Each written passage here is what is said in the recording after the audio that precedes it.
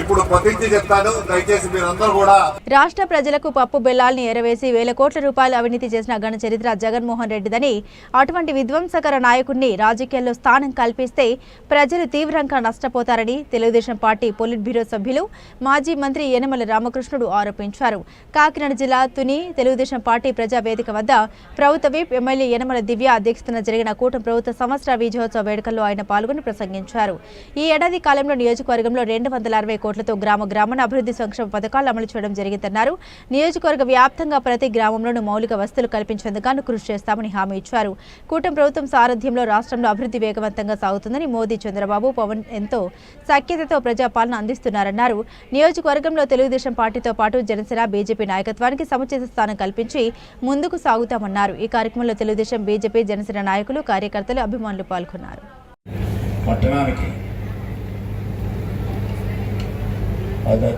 Party అధ్యక్షుడిగా మన శోభారాణి గారిని మనం ప్రపోజ్ చేసాం, ఎంపిక చేసి పంపించాం. మిగతా 3 మండలాలకి కూడా మగవాళ్ళే ఉంటారు, ఎందుకంటే పనిచేయాలి కష్టపడి కాబట్టి టౌన్ అంటే పర్వాలేదు. అదేవిధంగా ఇప్పుడు చైర్పర్సన్ గారు కూడా మహిళే, అంచేత రాను రాను మహిళ యొక్క బలం ఎక్కువైపోతుంది ఇక్కడ. ఇది ఉద్దేశంతో లోకేష్ గారి నాయకత్వంలో యువశక్తి, మా అందరికీ నాయకుడిగా చంద్రబాబు నాయుడు గారు, అందరికీ కలిపి పార్టీ నాయకుడిగా ఎన్టీ రామారావు గారు వ్యవస్థాపక అధ్యక్షులు. ఈ రోజున మన కూటమి ప్రభుత్వం అటు బీజేపీ మోడీ గారి యొక్క ఆశీర్వచనాలతో, ఆయన యొక్క సహకారంతో, అదేవిధంగా పవన్ కళ్యాణ్ గారి జనసేన, ఆయన యొక్క ఉత్సాహం, ఆయన యొక్క యువశక్తి, అందరం కలిపి మన గవర్నమెంట్ని, కూటమి గవర్నమెంట్ని మనం చేసుకున్నాం. మీరందరూ కూడా బ్రహ్మాండమైన మెజారిటీతో దివ్యం గెలిపించారు. రాష్ట్రంలో 164 సీట్లు గెలిపించారు. అదేవిధంగా ఈనాడు మనకు ఉండేటువంటి అడ్వాంటేజ్ ఏంటంటే, మనకు ఉండేటువంటి ప్రోత్సాహం పైనుంచి కేంద్ర ప్రభుత్వం నుంచి మోడీ గారు మనకు కావాల్సినటువంటి నిధులు శాంక్షన్ చేస్తూ ఉన్నారు. వారికి మనం అందరం కూడా ధన్యవాదాలు తెలియపరచాలి ఈ సందర్భంగా చెప్పకపోతే. రెండోది వచ్చేటప్పుడు పవన్ కళ్యాణ్ గారు యువతకే కాకుండా మన రాష్ట్రానికి ఒక స్ఫూర్తినిచ్చినటువంటి ఒక ప్రముఖ సినీ హీరో, జనసేన నాయకులు. ఆయన కూడా మనకు ఎప్పటికప్పుడు సహకరిస్తున్నందుకు ఆయన కూడా మనం తప్పట్లు కొట్టి ఆయన కూడా అభినందించాలి. ఇక మన నాయకులు చంద్రబాబు నాయుడు గారు మొదటి నుంచి కష్టపడేటువంటి వ్యక్తి. ఈ రాష్ట్రాన్ని అన్ని రంగాల్లో అభివృద్ధి చేయాలనేటువంటి తపంతో ఆయన జనరల్ సెక్రటరీగా ఉన్నప్పటి నుంచి ఇప్పటి వరకు కూడా కష్టపడి పనిచేసేటువంటి వ్యక్తి. ఈ రాష్ట్రాన్ని ఒక స్వర్ణాంధ్రప్రదేశ్గా తీర్చిదిద్దాలనేటువంటి ఉద్దేశంతో విజన్ 2047 ఒక విజన్ తయారు చేయడం జరిగింది. ఆయన తయారు చేసి నియోజకవర్గాల్లో కూడా విజన్ 2047 విజన్ తయారు చేయమన్నారు. మన నియోజకవర్గాలు కూడా ఇప్పుడు తయారు చేస్తూ ఉన్నాం 2047 విజన్. అంటే 47వ సంవత్సరానికి అట్లాగా 2047వ సంవత్సరానికి అట్లాగా ప్రతి నియోజకవర్గం కూడా నియోజకవర్గంగా స్వర్ణాంధ్రప్రదేశ్గా తయారు చేయాలనేటువంటిది మన కూటమి ప్రభుత్వం యొక్క ముఖ్య లక్ష్యం. ఎందుకంటే ఇది చాలా ప్రధానమైనటువంటి లక్ష్యం. ఒకప్పుడు విజన్ 2020 తయారు చేసాం, ఆ రోజు నేను ఫైనాన్స్ మినిస్టర్గా ఉన్నా. విజన్ 2020 తయారు చేసినప్పుడు ఎప్పుడు ఈ రాష్ట్రాన్ని అభివృద్ధి చేస్తారనేటువంటి రీతిలో చెప్పారు.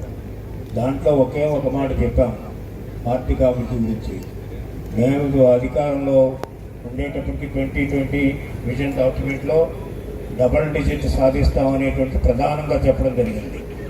అలాగే మనిషి యొక్క వ్యక్తి యొక్క పెర్ క్యాపిటా కూడా డబల్ డిజిట్ వస్తుందని చెప్తాం. ఆ విధంగానే 2020 వచ్చేటప్పటికి మనకి డబల్ డిజిట్ సాధించామనేటువంటిది చాలా అందరికీ తెలుసున్నటువంటి విషయం. అంచేత చంద్రబాబు నాయుడు గారు పట్టుకుంటే వదలడైనా. అదేవిధంగా ఆయనకి తోడు ఇప్పుడు మోదీ గారు ఆర్థికపరమైనటువంటి సహాయం చేయడానికి ఉన్నారు. అదేవిధంగా పవన్ కళ్యాణ్ గారు మన రూరల్ డెవలప్మెంట్ మినిస్టర్గా ఆయన గ్రామీణ ప్రాంతాన్ని అభివృద్ధి చేస్తున్నారు. అంచేత త్రిమూర్తుల్లాగా ముగ్గురు కలిసిన తర్వాత వీళ్ళని ఎవరు కూడా ఏమి చేయలేరనేది కూడా మీకు సందర్భంగా ఎందుచేత అలాగే కూటమి నాయకులు కార్యకర్తలు అందరికీ కూడా మీడియా మిత్రులకి నా ప్రత్యేక నమస్కారాలు. అందరికి కూడా మరొకసారి నమస్కారాలు. మీ అందరికి కూడా ముందుగా మొన్న జరిగిన కడపలో జరిగిన మహానాడుకి ముందుగా మహానాడుని జయప్రదం చేసిన తెలుగుదేశం పార్టీ కార్యకర్తలకి, తెలుగుదేశం పార్టీ శ్రేణులందరికీ కూడా నా ప్రత్యేక ధన్యవాదాలు. ఈ రోజు మనం మన ఎన్డీఏ ప్రభుత్వానికి ఎంతో గర్వించి దగ రోజు. సంవత్సరం క్రితం ఇదే రోజున వచ్చిన ఎన్నికల ఫలితాల్లో తుని నియోజకవర్గ ప్రజల ఎమ్మెల్యేగా నన్ను బాధ్యతలు అప్పగించారు. ఎమ్మెల్యేగా నేను మన ఎన్డీఏ ప్రభుత్వం ఒక నిండు సంవత్సరం పూర్తి చేసుకున్నాము. ఇది ఒక విజయం కంటే ఒక బాధ్యతగా నేను భావిస్తున్నాను. ఆ బాధ్యతతో మీ అందరి దీవెనలతో ఈ సంవత్సరం ముందుకు నడిచాను, ఇక ముందు కూడా నడుస్తాను అని ప్రమాణం చేస్తున్నాను. గత సంవత్సరం మనం ఎన్నో సవాళ్లు ఎదుర్కొన్నాం, కానీ తుని ప్రజల నమ్మకం, ప్రభుత్వ కృషి, మీ అందరి ఆశీస్సులతో అనేక విజయాలు మనం సాధించాము. ప్రభుత్వం వచ్చిన మొదటి నెలలోనే పెరిగిన పెన్షన్లు మనం అందరికీ అందజేశాము. ఒక్క తుని నియోజకవర్గంలోనే నెలకు 17 కోట్ల రూపాయలు 38,000 మందికి మనం పెన్షన్లు అందిస్తున్నాము. అన్నా క్యాంటీన్లు తెరిచాము. పేదలకు 5 రూపాయలకే ఉచితంగా మంచి ఆరోగ్యకరమైన ఆహారం మనం అందిస్తున్నాము. గ్రామీణ ప్రాంతాల్లో కొత్త రోడ్స్, డ్రైనేజీలు 22 కోట్లతో 80 లక్షలు 22 కోట్ల 80 లక్షల ఖర్చు పెట్టి అభివృద్ధి చేశాము. R&B రోడ్ల పైన గుంతలు పూడ్చి రిపేర్స్ కు 2 కోట్లు ఖర్చు చేశాం. మనం ఒక తుని టౌన్ లోనే ఉప్పెరగూడెం రామకృష్ణ కాలనీతో మొదలుపెట్టి కొత్త రోడ్లు, డ్రైన్లు కొరకు 10 కోట్లు కేటాయించాము. 3 కోట్ల రూపాయల పనులు ప్రారంభించాము. ఇదే కాక తుని టౌన్ లో రాజా పార్క్ అభివృద్ధి, డంప్ యార్డ్, బరియల్ గ్రౌండ్స్, హాస్పిటల్లో నూతన ల్యాబ్స్, బిల్డింగ్స్ వీటన్నిటినీ కలిపి సుమారు 30 కోట్లతో అభివృద్ధి చేస్తున్నాము. లోవ దేవస్థానంలో 4 కోట్లతో రోడ్లు, ఎస్కలేటర్లు టేకప్ చేస్తున్నాము. అలాగే అన్నవరం దేవస్థానంలో గిరి ప్రదక్షిణ కోసం 2 కోట్లు కేటాయించాము. చెప్పిన విధంగా అధికారంలోకి రాగానే జియో 217 రద్దు చేసి మత్స్యకారులకు ఆదుకున్నాము. వారికి వేట నిషేధ భృతిని 20,000 రూపాయలకి పెంచి ఇచ్చాము. ఇదే కాకుండా బోట్లకి కావలసిన ట్రాన్స్పాండర్లు, అలాగే GPS సౌకర్యాలు ఉచితంగా ఇచ్చాము. వర్క్ చేపట్టాము.